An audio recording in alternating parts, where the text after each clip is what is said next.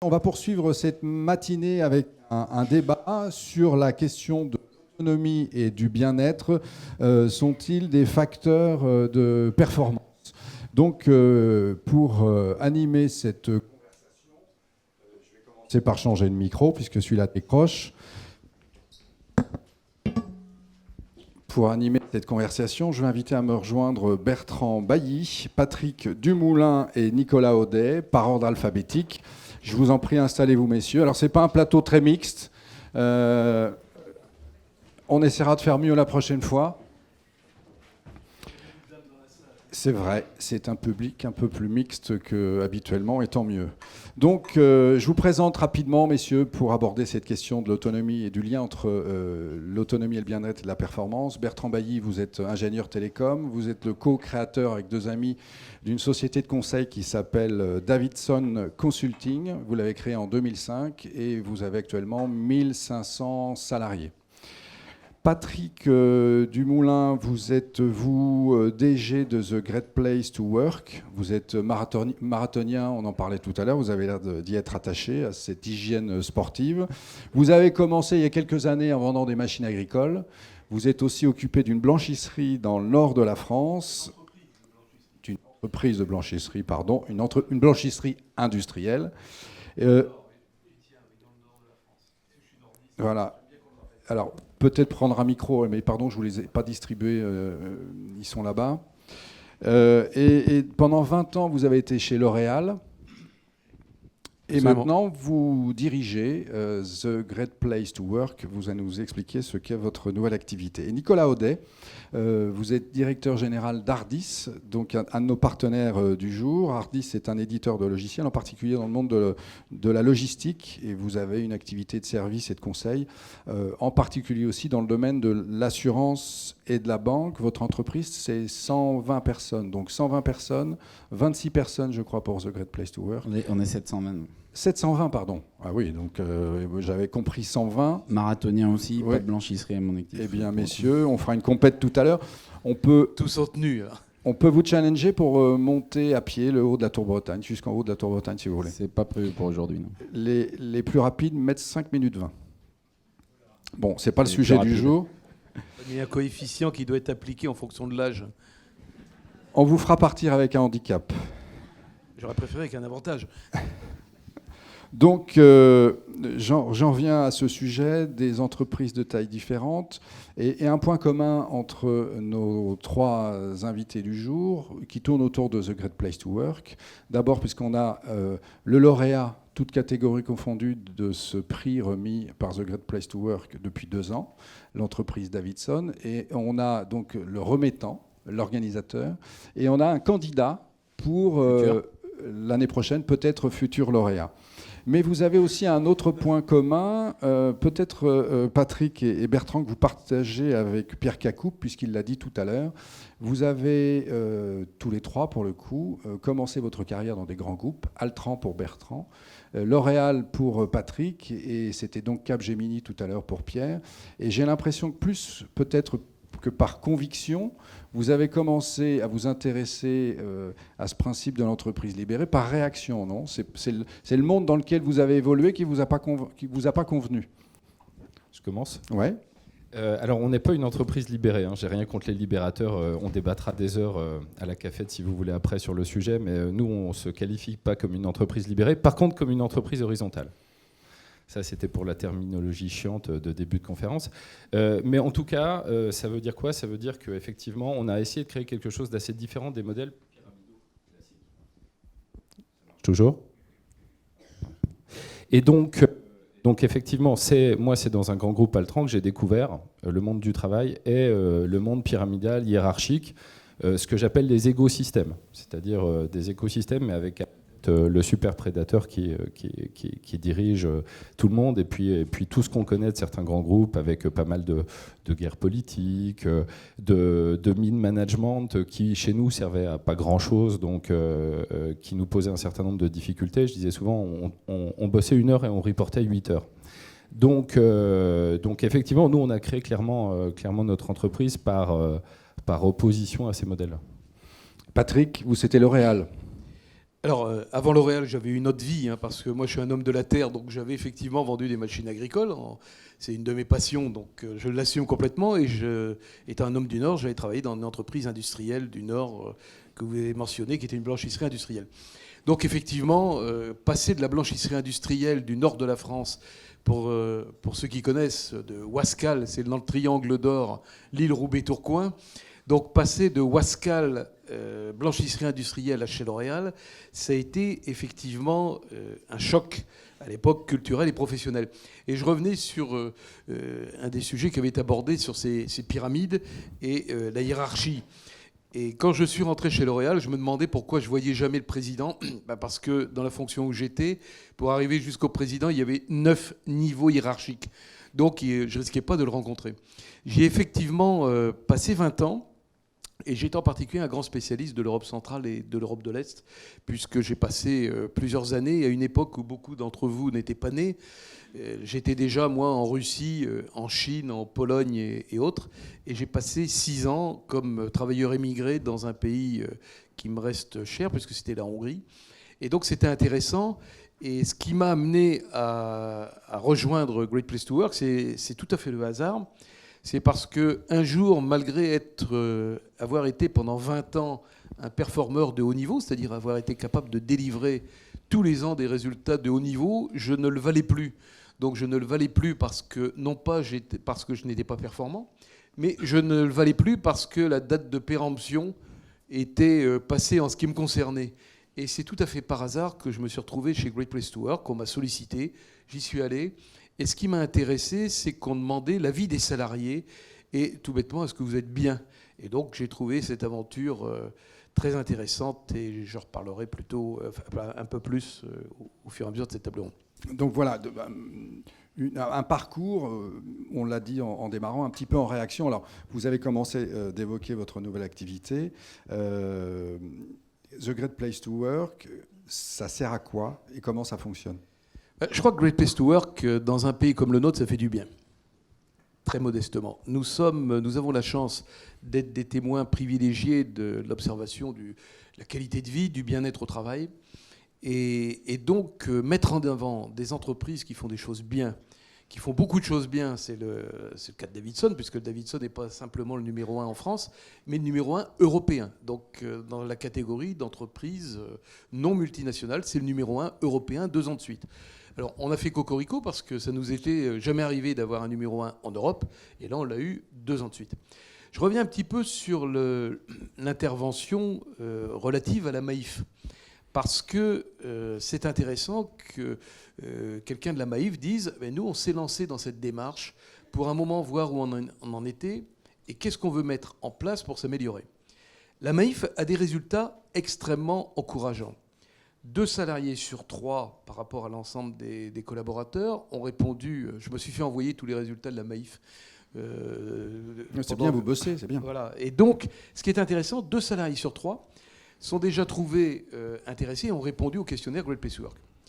En outre, on a 61% des salariés de la Maïf qui avaient répondu en moyenne positivement au questionnaire Great Place to Work. Et 67% des salariés disent « Nous sommes dans une entreprise où il fait vraiment bon travailler ». Donc, ils ne sont pas loin aujourd'hui d'être reconnus comme une entreprise où il fait bon travailler, mais il y a une ou 2 marches à monter pour aller rejoindre peut-être des gens comme Davidson. Le constat chez nous, il est simple. En France, il y a beaucoup plus d'entreprises où il fait bon travailler, qu'on ne le dit, qu'on ne l'écrit, etc. Donc nous, on a une stratégie très simple. C'est une stratégie de faire grandir notre marque. Et à cet égard, merci beaucoup de nous avoir invités et de m'avoir invité aujourd'hui. Et en outre, en faisant grandir cette marque, on suscite des vocations. Nous ne sommes pas dans le milieu dans un monde de bisounours. Pour nous, la performance économique et sociale et économique sont liées. Bertrand en parlera encore mieux que moi. Et donc, à cet égard, plus il y a d'entreprises où il fait bon travailler, meilleur c'est pour les salariés, pour les gens, pour l'entreprise elle-même, pour les gens qui investissent dans l'entreprise, bien sûr, et pour le pays tout entier. Donc, on se bat contre le pessimisme ambiant et le déclinisme français, c'est une vision qu'on ne partage pas. Alors ça, c'est pour la conviction. Le fonctionnement de cette structure, on peut en dire deux mots. C'est quoi The Great Place to Work? Ça a été fondé par qui? Quand? Alors, et comment ça marche concrètement? Alors c'est assez rigolo. C'est un journaliste américain qui s'appelle Robert Levering. On est en 1970 et Robert part avec son bâton de pèlerin, va dans des entreprises et va demander aux salariés: est-ce que vous êtes bien chez vous? Ah oui, il y en a qui disent oui, on est en 70, 12, 13, 15. Et il y en a qui disent non, je ne suis pas bien. Et il écrit des articles. Et au début des années 80, une éditrice new-yorkaise rentre en contact avec Robert et lui dit est-ce que vous pourriez écrire un bouquin? J'aimerais que vous écriviez un bouquin sur ce que vous voyez de bien dans les entreprises. Et là, Robert dit écoutez, je peux écrire un bouquin sur ce que je vois qui n'est pas bien. Et donc, à l'époque, cette fille lui répond mais écoutez, on n'aura pas assez d'argent pour payer tous les procès. Concentrez-vous sur les choses qu'il y a de bien. Et là, il reprend son bâton de pèlerin, bis. Il va dans 150 entreprises. Il rencontre 3000 personnes en tête-à-tête. Il fait 30 États des États-Unis. Et là, il écrit en 84 un premier bouquin, 100 entreprises où il fait bon travailler aux États-Unis. Et au fond, on se rend compte que les salariés disent la même chose. J'ai confiance dans mon management, je suis fier de mon job, je suis fier de mon entreprise, j'apprécie l'atmosphère conviviale qui y règne. Et ce premier bouquin, grande surprise de Robert, se vend très bien. 4 ans après, il en commet un deuxième. Pourquoi certaines entreprises sont-elles si bonnes et d'autres si mauvaises pour leurs salariés? Au passage, c'est un Nantais qui traduit tous nos bouquins quand on en reçoit des États-Unis, qui s'appelle Michel Le Serre. Donc il y a sa belle-fille qui est avec nous aujourd'hui, qui anime un atelier. Donc ça s'écrit Le CH, mais ça se prononce Le Serre. Et donc c'est Michel, qui est un Nantais, qui régulièrement collabore avec nous. Son bouquin, le deuxième, se vend. Entre-temps, il avait écrit un bouquin qui s'appelait A Great Place to Work en 85. Et donc, de tout ça, logiquement, va découdre ou dérouler la création de Great Place to Work qui va intervenir en 92. Et aujourd'hui, on est dans 50 pays. Et donc, nous sommes à peu près 800 à porter la bonne parole dans le monde. Et bientôt, on va porter la bonne parole à Nantes, parce qu'on va prendre une initiative. On ne veut plus rester qu'à Paris, on veut venir en région. Et donc, j'ai un jeune qui s'appelle Jean-Baptiste qui est ici, qui est de Concarneau.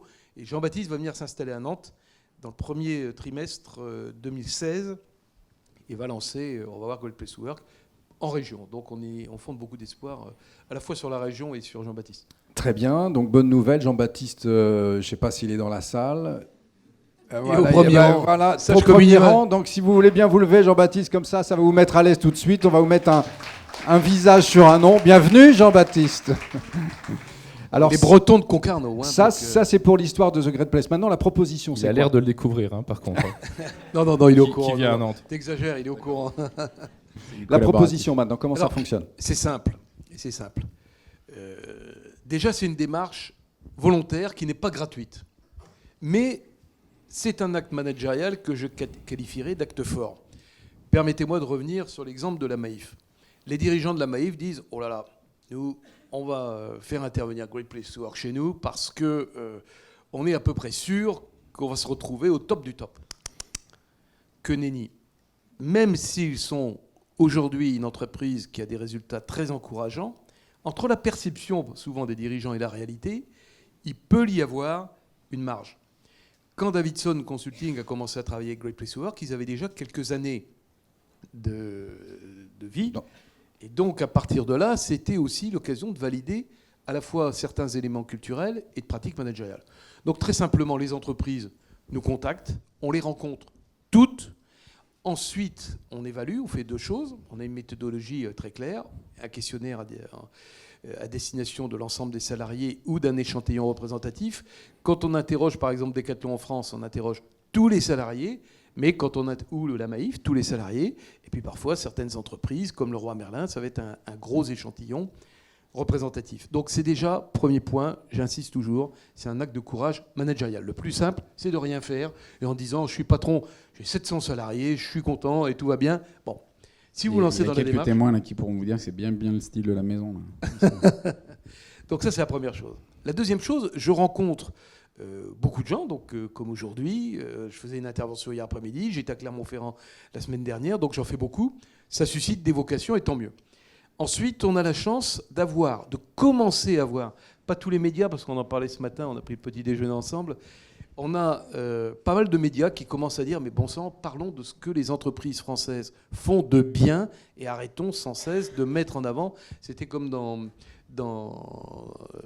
la réunion que j'ai eue avant, dans l'atelier, où on disait, mais voilà, ne parlons pas systématiquement de ce que les salariés ont fait pas bien, mais disons ce qu'ils font de bien, et c'est cette reconnaissance positive qui nous anime. Donc il y a de multiples occasions de rencontrer les entreprises. C'est une démarche volontaire qui n'est pas gratuite. Alors je suis étonné que personne ne m'ait dit combien ça coûte. Mais ça coûte au minimum de travailler avec Great Place to Work, 4 900 €. Mais je m'arrêterai là parce que, comme vous avez tous repéré Jean-Baptiste, si vous avez des questions, c'est lui qui répondra. Voilà, merci. On a les informations essentielles. Alors, 4 900 €, c'est pas trop élevé comme montant pour vous, Non, ça Nicolas, va, puisque ça va. vous êtes tenté par cette aventure et vous souhaitez finalement faire établir par The Great Place to Work un diagnostic du bien-être de vos salariés dans votre entreprise. Alors, la question, c'est pourquoi? Peut-être 2 mots sur votre entreprise très rapidement, Ouais, et puis rapidement. ensuite dire ce que vous faites très concrètement. Alors merci à la Bretagne d'accueillir des étrangers de région Rhône-Alpes notamment. Je ne suis pas tout à fait du nord, mais un peu plus au sud, même carrément au sud quand on est ici. On a aussi notre breton de l'étape qui est présent, donc, qui aura l'occasion de co-animer un atelier tout à l'heure. Donc Ardis, c'est une entreprise de 720 personnes. On est éditeur de logiciels, dans la logistique notamment, une société de services. Donc chez nous, ce qui est important, c'est que le service, c'est des hommes avant tout. Donc le fait qu'on délivre un service de qualité auprès de nos clients et l'identité de l'entreprise, ses valeurs, c'est chacun des 720 collaborateurs qui doit les porter. Donc notre vrai enjeu, il est fondamentalement là. On parle de notion de performance, pour revenir un petit peu au cœur de ce sujet-là. La performance, ça peut se décrire de différentes façons. Ça peut être purement économique. Donc ça, c'est effectivement des critères qu'on a tous dans nos entreprises respectives et c'est plutôt normal, mais il y a un certain nombre d'autres éléments de performance. Vous avez évoqué la performance sociale, je vous laisserai le développer tout à l'heure. La performance sociale, la performance humaine et le fait que les collaborateurs se sentent bien dans l'entreprise, tout ça est étroitement lié. Alors pour autant, quand on s'appelle Ardis, ce n'est pas forcément des choses qui sont factualisées, communiquées, et pas forcément des points d'ancrage qui sont naturels pour tout le monde. Donc on est une entreprise où, et notre patron est très content de le dire, et il a raison de le faire, on est une entreprise où il fait bon vivre, où il fait bon travail. Le fait de le déclarer, c'est quelque chose qui est tout à fait naturel à l'intérieur parce qu'on se sent bien dans cette boîte. Nos clients qui viennent nous rencontrer nous le disent. Vous êtes intéressant de ce point de vue-là. Ça sent la confiance, ça sent l'engagement des collaborateurs. Vous avez l'air de bien vivre ensemble. Et pour autant, quand on est dans une société de service et qu'on fait une croissance intéressante comme la nôtre, le recrutement, c'est un vrai sujet. Et le fait de donner une visibilité à l'extérieur de ce qu'on est à l'intérieur, quand on veut assurer des taux de croissance qui sont importants, c'est un élément central. Si je suis tout à fait transparent avec chacun d'entre vous, et pas tout à fait le même transparent que celui évoqué tout à l'heure, l'idée chez nous, c'est plutôt de se dire que Great Place to Work, finalement, on n'en est peut-être pas si loin, alors avec peut-être un peu moins de certitude que du côté de la Maïf sur le fait qu'on y soit effectivement. Mais en tout cas, on ne pense pas forcément en être très très loin. Ça nous donne quelques éléments d'ancrage, à la fois des objectifs communs, un vocabulaire commun, une façon de le partager avec nos collaborateurs et de fait de les faire adhérer. Et ça nous donne aussi cette possibilité effectivement de renforcer la marque employeur. On a sans doute un petit déficit de notoriété par rapport à qui on est réellement. Et donc c'est un élément aussi qui est important pour nous. Vous assumez clairement que cette démarche puisse être une démarche de marketing de ressources humaines. Alors il y a deux choses. Il y a le fond, sur lequel, encore une fois, on établit chacun de nos projets. La stratégie RH chez Ardis justifie notamment du fait qu'on recrute une DRH de grande qualité qui a fait une partie de sa carrière chez Mars, qui est aussi un indicateur pour nous assez important. Et l'idée, c'est de se dire, on travaille d'abord les bases, on travaille le fond, et ça nous importe. Et ça fait maintenant depuis 2013 qu'on s'est lancé dans des choses assez ambitieuses sur le plan des RH. Mais il y a ce côté, effectivement, qui permet de le faire savoir, et notamment en dehors de l'entreprise, qui est important et qui légitime le fait d'aller vers une forme de label, qui, pour le coup, dans l'IT, et du fait notamment de la performance de certains acteurs comme Davidson ou comme Zenica ou comme d'autres, ou comme Solucom, Octo, qui reviennent régulièrement dans les classements, c'est vrai que c'est des entreprises avec lesquelles on a plutôt une un intérêt à se comparer avec des éléments de référence communs et qui nous semblent être situés au bon endroit de la proposition de valeur d'une entreprise pour ses salariés. Alors, vous l'avez évoqué, depuis 2013, vous avez commencé à mettre des choses en place. Concrètement, il s'agit desquelles ? Donc on a mis en place un certain nombre effectivement de choses, plutôt des approches autour de la compétence, capitaliser les compétences, les développer, là aussi les décrire, parce que c'est un élément important de connaître son point de départ pour pouvoir se mettre sur la bonne trajectoire. Donc il y a eu beaucoup de travail autour de la compétence, l'évolution de la compétence. Donc ça a été le cœur de nos premiers projets, avec des éléments aussi de stabilisation de ce qui sont les bases a priori de la gestion des ressources humaines, sur lesquelles il y a toujours à évoluer pour un certain nombre de bonnes raisons que vous connaissez tous. Donc il y a toute cette évolution des bases, toute cette notion aussi de dire aux salariés qu'ils sont au cœur de l'entreprise et du développement, et que c'est bien eux qui comptent, et que ce qu'on vend avant toute chose, nous, dans les services, c'est la compétence de nos collaborateurs. Donc le fait de prendre conscience de ça et de le développer, ça a été le cœur de notre action sur les 3 dernières années. Et on se lance maintenant dans un nouveau plan stratégique là, qui va démarrer début 2016, sur lequel on factualise les choses, encore une fois, avec quelques projets structurants. Par exemple, soyons concrets. Le fait de factualiser une approche Great Place to Work, le fait de mettre au centre de tout la confiance qui a été plusieurs fois évoquée ici, et puis le fait d'aller vers des projets qui sont finalement assez simples, mais d'améliorer la compréhension de ce que sont les rémunérations, du pourquoi elles sont là, du comment elles évoluent aussi au regard de la trajectoire qu'on peut avoir. Dire qu'évoluer dans une entreprise, c'est pas forcément devenir manager, ça peut être aussi développer des expertises, développer des formes de reconnaissance. Il y a des choses qu'on oublie un petit peu quand on fait de la croissance, par exemple, c'est de célébrer. Donc le sujet de célébration est aussi au cœur de ce qu'on met en place aujourd'hui. Alors le sujet du moment, c'est le bien-être et aussi l'autonomie. À quoi on peut juger que vos salariés sont plus autonomes que dans d'autres entreprises ? L'autonomie, c'est presque dans l'ADN de la boutique, quoi. On est au départ une petite entreprise sur laquelle chaque collaborateur avait énormément d'autonomie, et c'est resté quelque chose d'assez fondamental chez nous. Donc le sujet d'autonomie n'était pas vraiment une question, et on a plus été dans la logique de dire qu'il fallait mettre une cohérence quand même dans toute cette autonomie, et c'est un chemin aussi permanent. C'est-à-dire, comme vous dites, vous parliez d'entreprise libérée, alors on a quand même des velléités d'aller vers ce type de mode de fonctionnement. L'horizontalité peut-être un petit peu plus compliquée a priori pour une structure comme la nôtre, qui, même si elle est assez jeune, eh ben, on a quand même des structures managériales qui existent, alors pas aussi lourdes que 9 niveaux qu'on a évoqués tout à l'heure, mais elles existent tout de même. Et quand on injecte ces notions d'entreprise libérée, quand on injecte ces notions de Great Place to Work, on met une couche d'international et une couche d'innovation, ce qui est notre projet d'entreprise, on se retrouve dans des éléments de déstabilisation qui sont assez importants pour le management. Et pour autant, pour dérouler notre transformation, on a besoin d'engager les managers. Donc les déstabiliser en leur disant on met en plus tout ça à l'horizontale, c'est un peu plus compliqué. Là, vous êtes en train de nous dire que c'est pas si simple de mettre tout ça en œuvre. On y reviendra peut-être tout à l'heure, mais si c'est pas si simple, qu'est-ce qui vous motive ? Le sujet, encore une fois, du moment, c'est la performance. Qu'est-ce qui vous fait dire, ou qu'est-ce qui vous fait escompter que ce que vous mettez en place aura un effet sur la performance de votre entreprise ? L'aura ou l'a déjà ? Alors sur l'engagement que vous avez évoqué, nous on est une entreprise indépendante. Donc tout le processus a commencé avec une ouverture du capital aux salariés en 2009. On a vocation à rester indépendant dans les 10 années qui viennent. Donc on a vraiment cet ancrage. Et dès lors que vous êtes détenu par vos collaborateurs, vos salariés, vos collègues, etc., il y a forcément une nature d'engagement qui est différente. Donc on est, je dirais que c'est profondément ancré chez nous, ça. Et puis jusque dans les tripes. Donc le sujet de pourquoi on fait ça, il y a une vraie motivation, qui est une motivation naturelle, sincère, et qu'on n'a pas forcément besoin ni envie d'expliquer tous les jours. L'idée qui est importante pour nous, c'est qu'on a fait les choses avec conviction. Depuis 2013, on enchaîne des belles performances en ouvrant.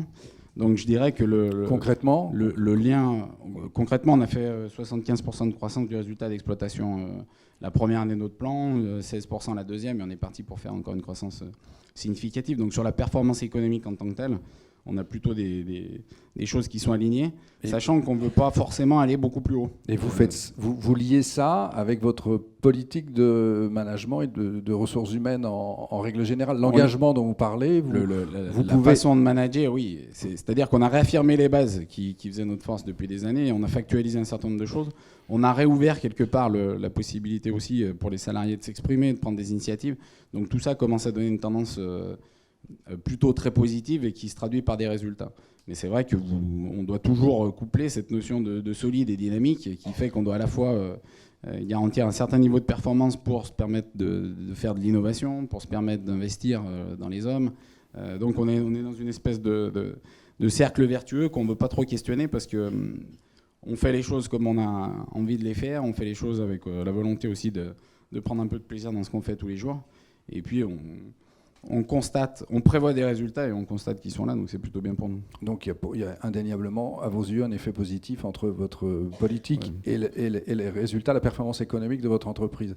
Bertrand Bailly, est-ce que vous pouvez faire le même constat, le lien entre ce que vous avez mis en place et la performance de votre boîte? D'abord, est-ce qu'elle est performante, votre boîte? Moi, je vais mettre un petit peu de bazar dans votre table ronde, là. Je suis dubitatif, moi. Alors, dans mon secteur et dans le contexte actuel, qui est ces temps de crise pour la plupart de nos clients. C'est-à-dire que moi, je ne suis pas si sûr que tout ce qu'on a fait pour le bonheur et le bien-être des salariés chez Davidson ait eu un impact direct mesurable sur notre performance économique, puisqu'on se rend compte qu'on ne surperforme pas. Alors ça décroche un peu, c'est parce qu'il y a peut-être pas mal de... Non, mais je pense que c'est peut-être aussi les portables. Si vous êtes sur le Wi-Fi, ça peut perturber. Ouais, peut-être un peu fatigué. Donc on ne surperforme pas en termes de REX ou de résultats nets par rapport à nos concurrents. C'est-à-dire que des modèles plus agressifs chez nos concurrents, alors dans le monde du consulting, qu'est-ce que j'appelle un modèle agressif? C'est laisser filer le turnover pour renouveler les salaires par le bas et régénérer ses marges. Donc des modèles comme ça ont aussi démontré leur efficacité. Vous regardez nos concurrents... C'est ce qu'a vécu Patrick apparemment, chez L'Oréal. Non, c'était une digression, et on ne va pas rentrer dans ce débat-là. Ah oui, à titre perso, ouais, j'espère pas. Mais en tout cas, clairement, dans le monde du conseil ou du service, le joyeux mot qu'on appelle parfois le monde des vendeurs de viande, la régénération des salaires par le bas et par le turnover est quelque chose d'assez assumé. Vous lisez Azoulay dans Les Échos, il vous dit, un journaliste lui demande, vous avez 35% de turnover, ça vous dérange? Il dit non, mieux, on a 40%. Donc, quand vous êtes sur un modèle de fidélisation et d'augmentation des salaires, il y a un moment où vous pouvez avoir un effet ciseau entre la crise, les clients qui mettent la pression, et vos salariés que vous avez envie de chouchouter, et pour lesquels vous déployez des dispositifs qui ont un coût. Voilà, rénover ses locaux, faire des locaux sympas, construire un campus pour les salariés, ça a un coût non négligeable à l'échelle d'une boîte. Alors maintenant que j'ai dit ça, il y a quand même d'excellentes raisons pour le faire. Nous, il y en a eu 3 essentiellement. La première raison, c'est de grandir rapidement. Parce qu'effectivement, quand vous avez une marque employeur forte, et Great Place to Work, ça sert aussi effectivement à ça. Pour moi, c'est la partie visible de l'iceberg, mais ça sert aussi à ça. Quand vous avez une marque employeur forte, vous avez une capacité à attirer les talents dont vous avez besoin quand vous en avez besoin. Et c'est vrai qu'on a un luxe incroyable depuis 2 ans notamment, c'est qu'on a un nombre de candidatures qu'on n'est même plus en mesure de traiter. Donc pour développer une boîte et faire grossir son chiffre d'affaires, pas son résultat d'exploitation, c'est super agréable. Donc pour ça, on peut le faire. Deuxième truc qui est super agréable, là c'est mon avis perso d'entrepreneur, c'est de se regarder dans la glace le matin, quand on croise ses salariés dans les couloirs, et accessoirement de travailler avec des gens sympas. Alors moi, j'ai pas envie de m'emmerder, comme mes salariés dans les locaux, dans les couloirs, j'ai envie d'être bien. Donc voilà, là c'est l'assurance d'avoir peut-être une quantité de gens avec qui j'ai envie de bosser supérieure à ce que j'aurais pu vivre, par exemple, chez mon employeur précédent. Et le troisième point, alors là, ça s'adresse clairement aux dirigeants, c'est ça donne du temps de cerveau disponible, et donc du temps de vie. Je m'explique. Moi, j'ai une société de 200 personnes avant dans le groupe que vous avez mentionné. J'avais plus de vie. J'avais plus de week-end, c'était des mails le week-end, c'était des emmerdes tout le temps. On passait notre temps à gérer des emmerdes, des escalades, comme on dit dans les grands groupes, des problèmes qui se concentraient vers le haut de la pyramide, là. Donc plus de vie. Moi, j'ai envie d'avoir une vie. Voilà. J'ai fêté mes 40 ans il y a 2 jours. J'ai très envie de fêter mes 50 et mes 60. Donc, j'ai pas envie de faire un infarctus dans les années qui viennent. Donc, j'ai envie d'avoir une vie. Et pour ça, il faut que j'ai des respirations. Et alors, s'attaquer à la satisfaction des salariés, ce qui au début fait un peu mal, mais ce qui, avec le temps, fait de moins en moins mal à mesure qu'ils sont satisfaits. Et ça donne du temps. On montrera peut-être après quelques outils, mais il y en a un qui s'appelle Satisfaction chez nous. On a, ça a été puissant là, pour trouver le nom, on a beaucoup réfléchi. Satisfaction, pourquoi on a sorti ce truc-là? Parce qu'on voulait mesurer la satisfaction mensuelle des salariés, leur équilibre vie pro-vie perso et réceptionner leur principal irritant. Pourquoi? Parce qu'on ne supportait pas d'attendre la fin de l'année pour connaître les résultats de Patrick. Donc ça nous rendait ma boule. Donc on s'est dit, bon, on va augmenter la période, on va faire ça tous les mois. Et évidemment, quand on s'y est attaqué, ça fait un peu mal, parce qu'on a récupéré tout le backlog de problèmes et d'irritants de la boîte. En ça, je me rapproche des libérateurs dans la gestion des irritants. Par contre, aujourd'hui, on a atteint un niveau de maturité qui est assez agréable. On a 91% ou 90% peut-être cette année de gens satisfaits. Donc j'ai 10% d'insatisfaits. Sur 1500 personnes, ça veut dire que 150 personnes par mois me remontent un problème. Une fois sur deux, c'est bidon. C'est-à-dire, ils ne me remontent pas un problème. Alors oui, parce qu'on a l'obligation de les appeler. Dès qu'on a un red flag, une fois sur deux, c'est bidon. Ils nous disent non, en fait, ça allait. Je voulais juste vérifier que tu étais là en tant que manager. Ouais, mais c'est super important. Pour voir si tu suis, quoi. Ouais, pour voir si je suis suivi, si en cas de pépin, tu seras là, si j'ai ma roue de secours à l'arrière de la bagnole. Mais en tout cas, c'est vrai que ça fait marrer parce que ça ne va pas prendre beaucoup de temps en termes de management. Celui-là, il ne nous coûte pas cher en temps d'action managériale. Sur la moitié qui reste, donc on n'en est plus qu'à 75 là, 37,5 ou 37 ou 38 vont nous dire c'était ponctuel. Voilà. J'ai rempli mon truc le 27 octobre, j'étais de mauvaise humeur ce jour-là. Voilà, ça n'allait pas. Je m'étais engueulé avec un collègue, c'est réglé. Donc il reste 37 cas par mois à traiter pour être dans une action managériale attentive et active auprès des gens. Voilà. Donc ça, quand on a atteint ce degré-là, ça donne beaucoup de temps pour réfléchir. Alors déjà aller faire du sport, moi je ne fais pas les mêmes que Patrick, mais j'essaie d'en faire un peu, partir en week-end, en voyage, couper le téléphone, le SMS et réfléchir. Et avoir 1 heure de temps en temps, le téléphone qui ne sonne pas, des emmerdes qui ne tombent pas pour réfléchir à ce que vous voulez faire de votre boîte et comment vous voulez la développer, c'est un luxe que moi je n'avais pas dans des entreprises classiques, bizarrement, qui pourtant sont censées le faire plus qu'une PME comme la mienne. Je rebondis sur ce terme que vous utilisez à deux reprises, le terme de luxe. On a bien compris qu'il n'y avait pas forcément à vos yeux un lien absolument évident, automatique entre bien-être, autonomie et performance, qu'il y avait en revanche des bénéfices, y compris pour vous à titre personnel, ça on l'a bien perçu. Mais est-ce que c'est pas un luxe de s'attaquer à ces démarches-là, en particulier quand on est en période de crise? Et concrètement, est-ce que ça coûte pas de l'argent à l'entreprise? Est-ce qu'il faut être riche pour se lancer dans ces opérations? C'est sûr que c'est plus facile quand on est Google et qu'on a inventé un algorithme universel de recherche, une poule aux œufs d'or, de délivrer une partie de ses revenus pour congeler les ovules de ses salariés, pour ceux qui suivent l'actualité. Moi, je ne suis pas fan, mais enfin, c'est sûr qu'ils peuvent faire ça. Alors peut-être qu'on peut, pour ceux qui ne seraient pas au courant, Google, Facebook et Amazon proposent aux femmes qui sont en âge de procréer pour, disent-ils, ne pas interrompre la progression dans leur carrière. Et c'est vrai que ces entreprises, par exemple, sont parfaitement équitables sur le plan des salaires. C'est le même salaire quand on est une femme et quand on est un homme. C'est pas partout pareil, mais proposent $12 000 à ces femmes-là pour congeler leurs ovocytes et attendre un moment plus propice pour elles pour procréer. Voilà, elle pourrait aussi considérer que la période de maternité n'est pas une pause dans la vie professionnelle et quand elles reviennent leur donner plus de responsabilités, augmenter leur salaire, mais ils préfèrent congeler les ovules. Bon, ils préfèrent aussi ne pas payer leurs impôts en Europe, donc ils ont plein d'avantages qu'on n'a pas. Donc oui, faire du bien-être, ça coûte plus cher quand on s'appelle Davidson ou Maïf que quand on s'appelle Google. Et qu'on est sur une approche B2B, B2B2C, enfin qu'on n'a pas un algo ou un Facebook ou un machin. Je sais plus oui, c'est la question, c'était l'argent. Est-ce que les uns et les autres, peut-être Patrick, vous avez des statistiques là-dessus, vous savez combien ça coûte de s'embarquer dans ces démarches-là, en dehors de la cotisation au diagnostic de The Great Place? Alors, ce qui est intéressant, c'est qu'au fond, chaque entreprise est unique et chaque culture est unique. Donc, c'est pas la peine de dire... alors, je vais te faire un peu de pub parce que Davidson Consulting a publié, ont écrit avec leurs salariés le Davidson Code, version 2 maintenant.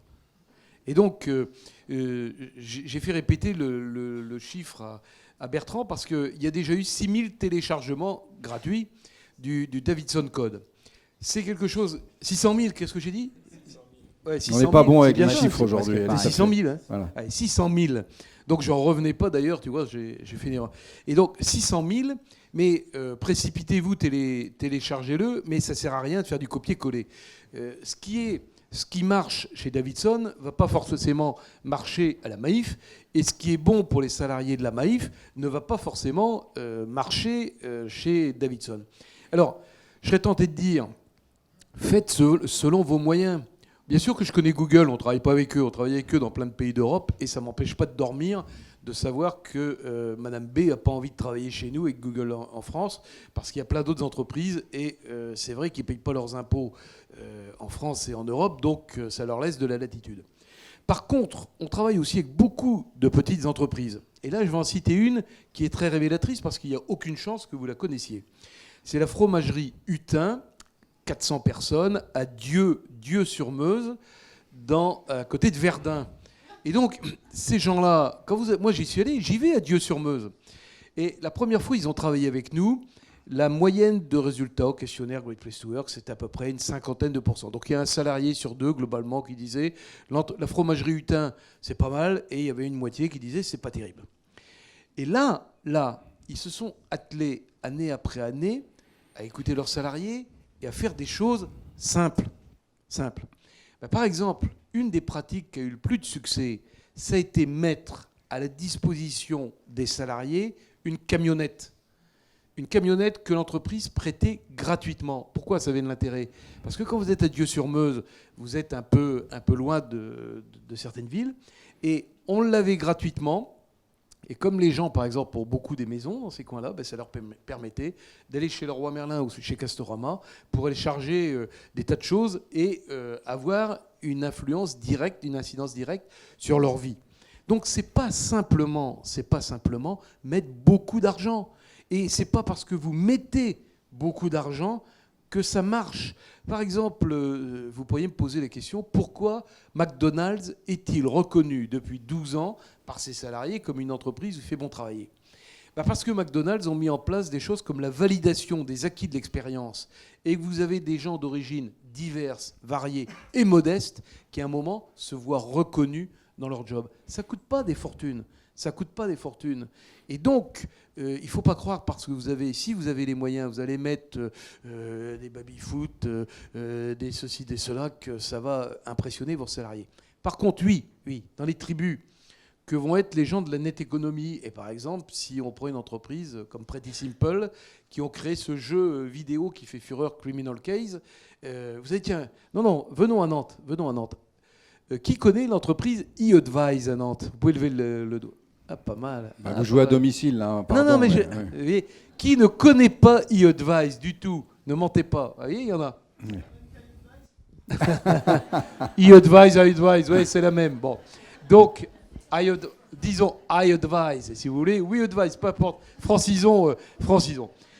Par contre, Julien, je ne sais pas comment vous prononcez, moi je vais dire Julien Hervouette. Peut-être que vous allez dire on Julien l'appelle aussi Hervouette. comme ça. Non, d'accord, donc Julien Hervouette. Quand vous allez les voir, parce qu'ils sont des bureaux neufs qui sont le long de l'Erdre, mais comme je me perds toujours quand je suis dans Nantes, je ne suis pas sûr. Quand vous allez voir chez Julien Hervouette, moi j'aime bien voir ce qu'ils ont mis en place pour que leurs salariés, à un moment, quand ils ont envie de faire un break, quand ils ont envie de s'isoler, quand ils ont envie de boire un verre dans la journée, comment ça se passe ? Ils n'ont pas mis des fortunes, ils ont fait plein de choses avec du bon sens. Et bien quand vous allez chez eux, c'est super sympa. Donc il n'y a pas de relation entre le bien que vous pouvez faire sur la qualité de vie au travail de vos salariés et l'obligation de dépenser des sommes folles. Donc pas forcément un luxe. Alors, je reviens sur cette question de la performance, parce que la remarque que vous avez faite à propos de Google, Facebook, etc., m'amène à faire un pont avec les problématiques de mixité que je connais bien. On utilise l'argument de la performance pour essayer de convaincre les chefs d'entreprise qu'ils ont intérêt à la mixité homme-femme, puisque ça va augmenter la performance de leur entreprise. Donc on utilise cette question de la performance comme un argument pour convaincre d'aller vers la mixité. Est-ce que cette question de la performance, ce n'est pas aussi un argument qu'on utilise pour convaincre les entreprises qu'elles ont intérêt à se préoccuper du bien-être de leurs salariés ? Alors, je vais continuer parce que du coup, je ne suis pas assez clair. L'argument qu'on peut rétorquer aux gens qui utilisent la performance comme argument dans la question de mixité, finalement, ce qu'on leur retourne, c'est que c'est une simple question d'égalité. Il y a 50% d'hommes, 50% de femmes. C'est normal que ça se retrouve à tous les échelons de la société. Est-ce que, dans le domaine du bien-être, ce n'est pas une simple question d'équité? Est-ce que ce n'est pas normal qu'un employeur se préoccupe du bien-être? Alors, en règle générale, dans toutes les entreprises qu'on évalue, la population féminine est plus critique que la population masculine, entre 4 et 5%. Je vous le disais tout à l'heure, par exemple. Les avis sont un peu plus positifs à la Maïf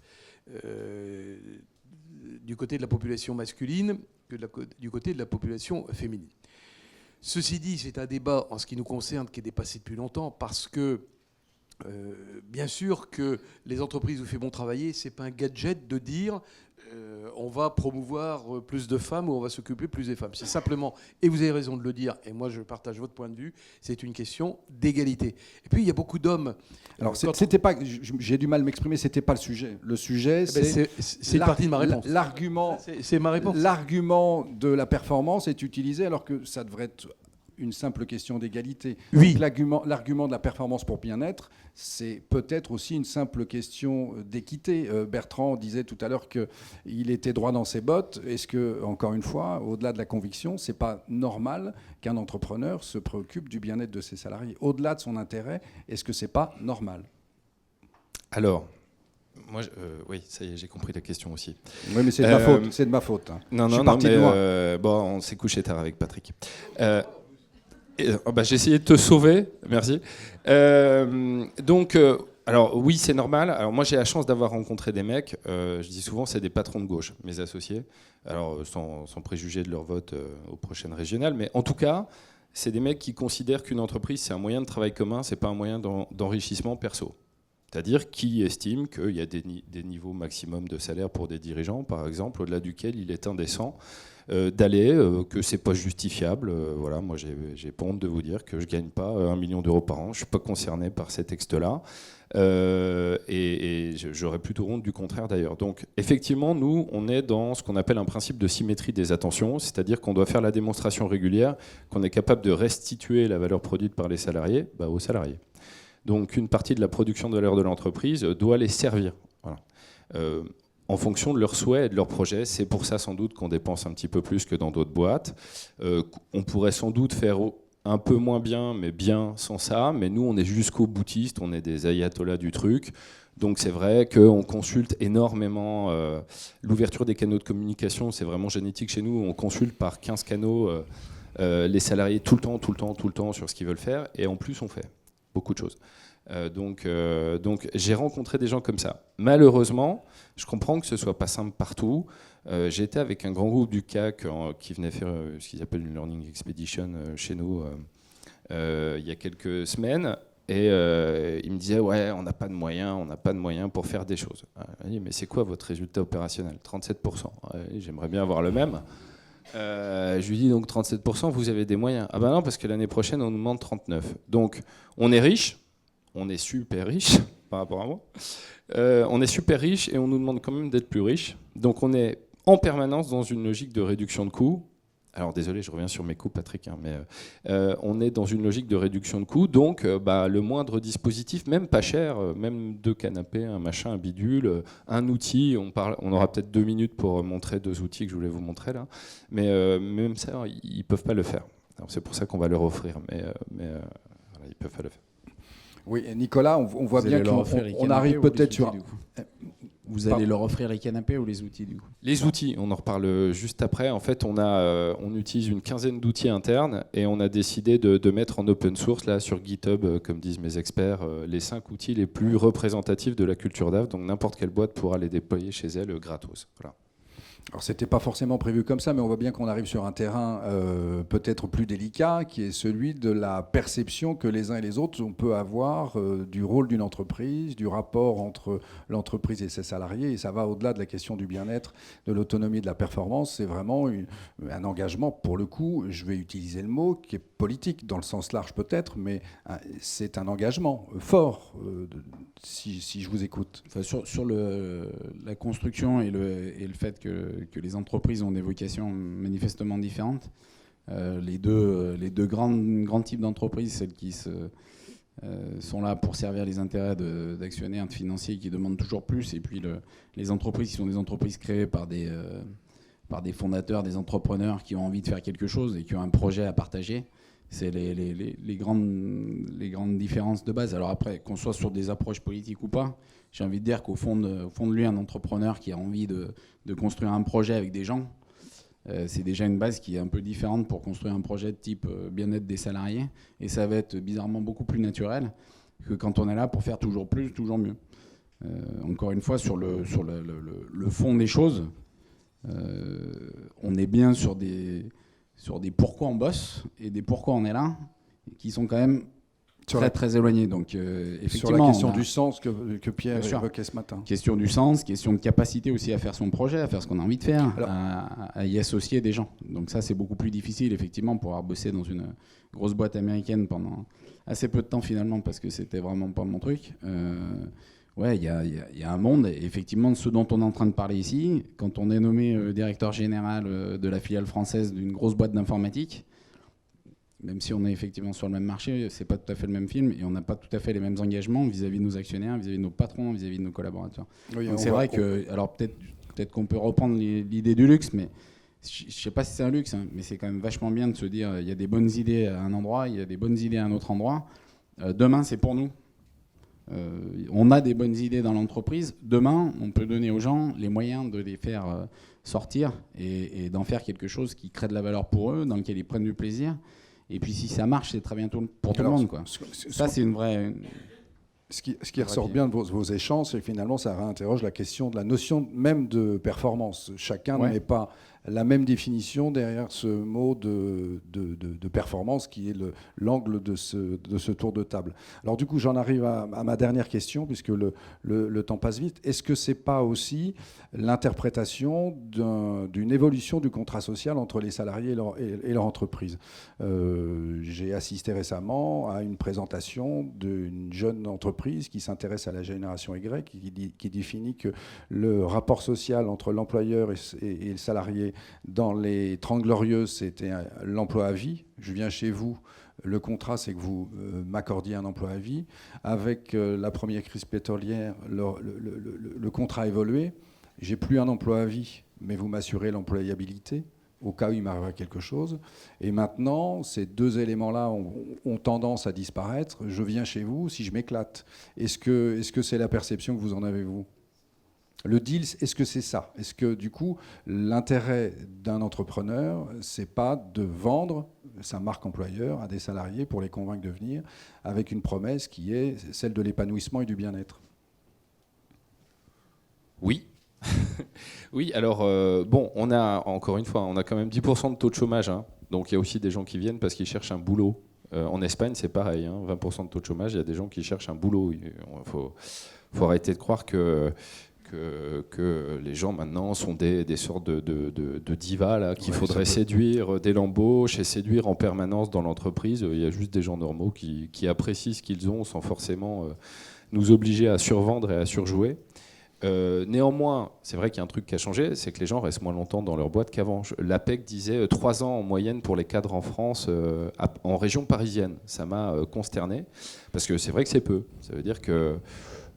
mais c'est un fait et c'est une statistique, ça veut dire que ça bouge beaucoup. Je crois donc qu'il faut bien sûr faire tout ce qu'on peut pour les garder et puis apprendre à vivre aussi avec une population qui est peut-être plus mobile, en tout cas dans notre domaine, le domaine des cadres sup, des ingénieurs, plus mobile intellectuellement qu'avant, qui a envie de challenge, de découverte, et donc il faut adapter ses processus pour avoir une entreprise qui est plus résiliente au départ et à l'arrivée de nouveaux collaborateurs. C'est pas forcément grave, c'est comme ça, il faut faire avec. Et Et donc nous, on travaille aussi beaucoup sur la digitalisation de nos processus pour qu'il y ait une simplification de la chaîne de valeur et des process en interne pour que les gens s'y retrouvent très très vite quand ils arrivent.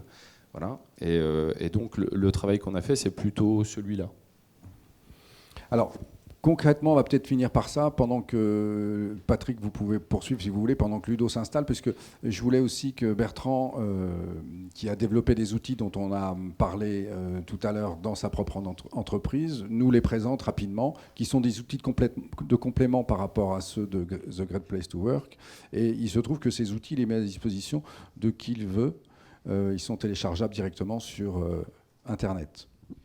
Alors, juste pour revenir sur l'évolution du contrat social, bien sûr que le contrat social a évolué, et il évolue pour 2 raisons.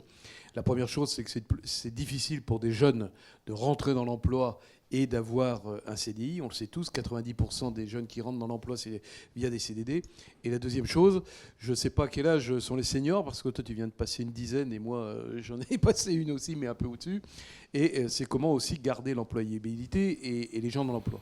Donc c'est une préoccupation des entreprises où il fait bon travailler, de ne pas mettre leur argent que dans la rétribution du capital et des actionnaires, mais de faire en sorte de pouvoir accueillir rapidement des gens qui vont être sécurisés dans leur emploi au travers de CDI, et de faire, par exemple, comme des entreprises comme Decathlon ou Leroy Merlin, qui sont des exemples en termes de formation continue, je dirais, de faire en sorte de pouvoir garder l'expérience des gens d'un certain âge et de pouvoir les prolonger. Donc en ce sens, oui, les entreprises du fait bon travailler sont sûrement plus à la base d'initiatives que l'entreprise lambda pour à la fois les jeunes et les plus anciens.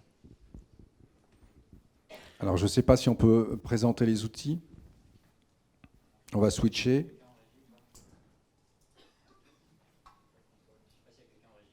Oh. Voilà. Ouais, bon, après le contrat social, là, on revient sur 2 gadgets de forme, mais enfin, c'était juste pour illustrer les propos de tout à l'heure. Donc là, on va passer très très vite, hein. C'est un petit écran qui montre les questions qu'on pose aux salariés chaque fin de mois. Donc l'humeur, qui est quaternaire, ils n'ont pas le droit de dire que c'est moyen, donc il faut qu'ils prennent position, ils sont contents ou pas contents. L'équilibre vie pro, vie perso, et puis il y a un deuxième écran sur le principal irritant. Donc c'est moi là ? C'est Bertrand Bailly ? Ah oui, alors c'est totalement masochiste là, ce slide, puisque là vous avez la liste des 3 personnes qui me reportent et qui ne sont pas contentes.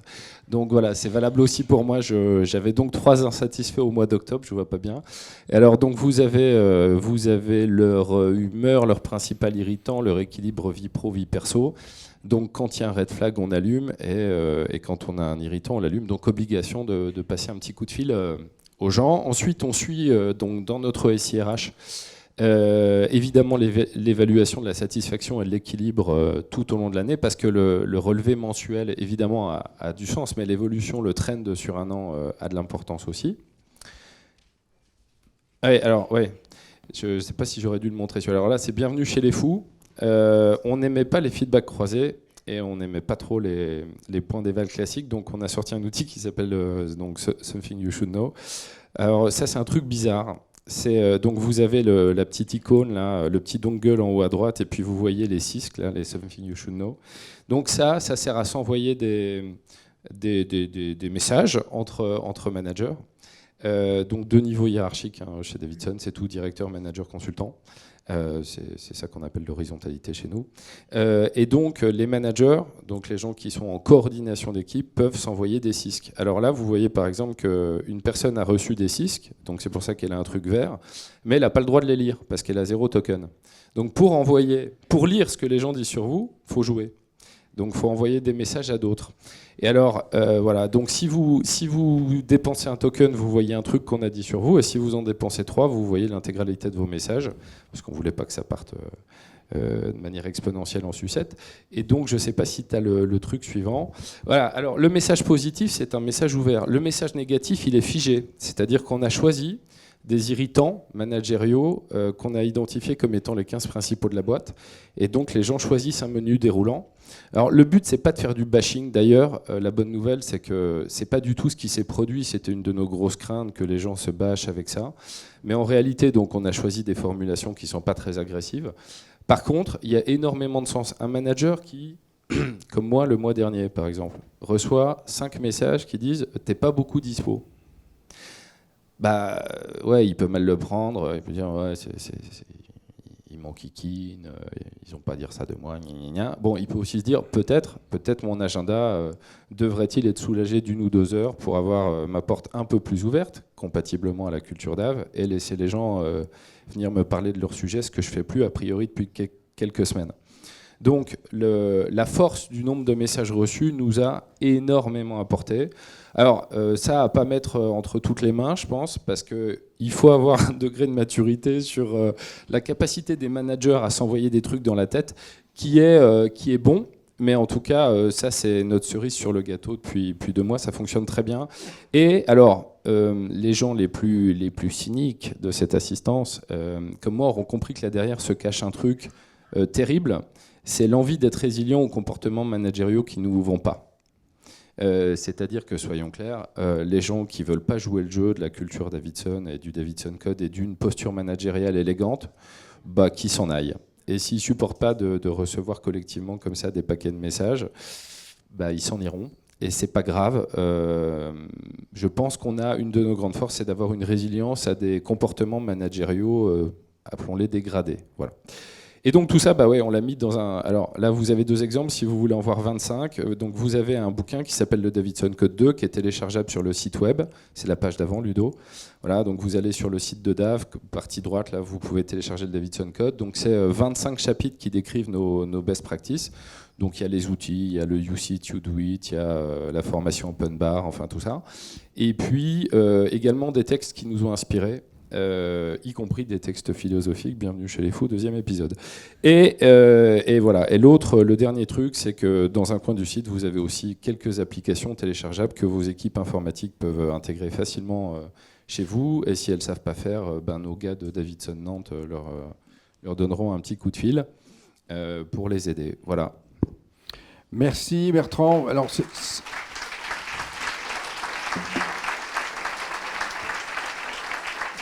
c'est une manière de conclure d'une façon extrêmement concrète avec des outils. C'est une manière aussi d'enfoncer le clou sur la conviction que portent ces messieurs, Bertrand en particulier, et qui va jusqu'à partager avec d'autres son expérience et ses outils. Merci à tous les 4. Alors forcément, c'est l'exercice qui veut ça. On est allé vite. Moi, ce que j'ai compris, c'est que la question du bien-être et de l'autonomie au travail était une question qui vous tenait à cœur. Pour laquelle vous aviez une vraie conviction, que le rapport avec la performance dépendait de la définition qu'on accordait à ce mot. On a bien vu que la performance n'était pas forcément la rentabilité. Si on la limite à ça, on peut répondre peut-être par la négative. Il n'y a pas forcément d'automatisme, mais la performance, ce n'est pas que la rentabilité. Merci à tous les 3. Plein de questions qu'on n'a pas abordées, notamment la perception des salariés, leur éventuelle résistance. On en parlera peut-être à l'occasion de la première conférence plénière du début d'après-midi.